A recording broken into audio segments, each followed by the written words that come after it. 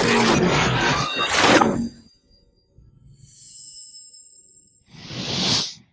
guys, welcome back to the channel. I hope you guys are doing fantastic. So I saw this article and I thought it was fantastic. I want to share with you guys because it's awesome seeing law enforcement doing their job. Really is. It's awesome seeing people that are tasked with protecting our community saying, you know what, we are going to do our job. And if criminals come down here to burn our towns, to attack our community, to destroy our business, to destroy our towns, we're just not going to take it. And we're going to do what we got to do, right? And I'm going to tell you right now, a lot of police officers that cannot do the job or are not allowed to do their job. There we go. They are not allowed because there's politicians that were elected by the people and they are supposed to be holding our constitutional rights and they're supposed to be upholding, you know, law and order and supporting all that stuff. They're not.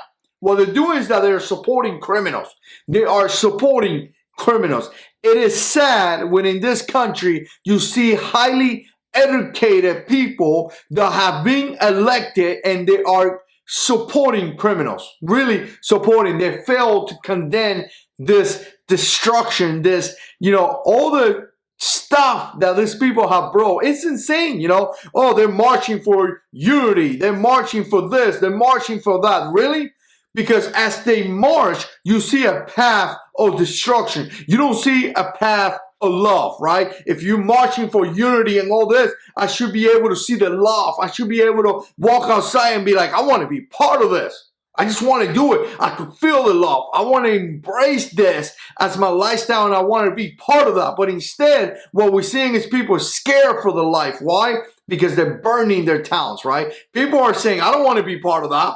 I really don't. What I want to do is get my gun and make sure that I protect my house. You just saw the guys in St. Louis, which by the way, that video got demonetized and there was some stuff that happened to that video. I'm going to talk about that. But you see people like that grabbing their guns and protecting themselves. Why? Because they have witnessed the path. They have witnessed them destroying their community. They have witnessed them burning places down. So they don't see the path of love. So as they're marching for this love, you don't see love. For this unity, you don't see unity. What you see is destruction. And you see politicians pretty much saying, you know what? Oh yeah, you know, that's good. You see channels here and, you know, fake news talking about this and saying how they're marching for A, B, and C when in fact you could visually with your eyes see the destruction.